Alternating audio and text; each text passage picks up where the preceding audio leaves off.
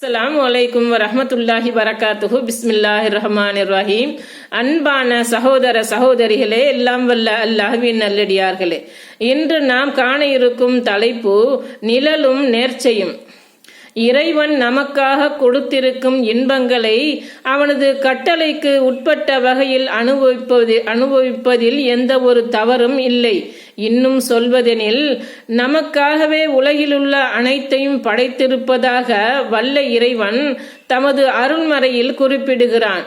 எனவே இறைவன் நமக்கு அனுபவித்திருக்கும் அருட்கொடைகளுள் எந்த ஒன்றையும் எந்த ஒரு ஆதாரமும் இல்லாமல் நமக்கு நாமே தடை செய்து கொள்ள கூடாது.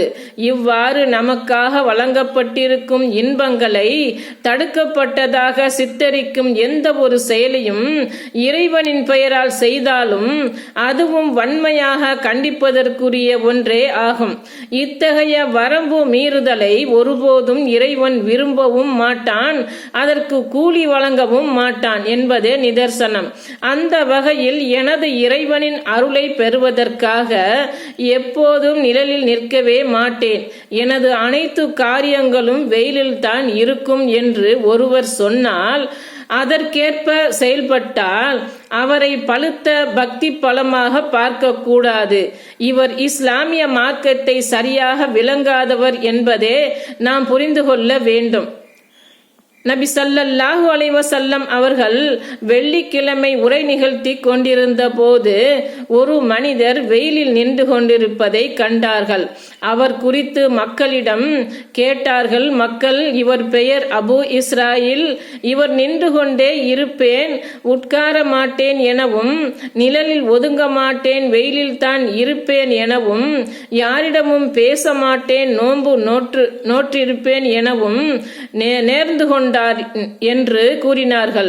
உடனே நபி ஸல்லல்லாஹு அலைஹி வஸல்லம் அவர்கள் அவருக்கு உத்தரவிடுங்கள், அவர் பேசட்டும், நிழல் பெறட்டும், உட்காரட்டும், நோன்பை மட்டும் நிறைவு செய்யட்டும் என்றும் சொன்னார்கள். அறிவிப்பவர் இப்னு அப்பாஸ் ரலியல்லாஹு அன்ஹு, நூல் புகாரி 6704. நிழல்களை நாசப்படுத்தாதீர்.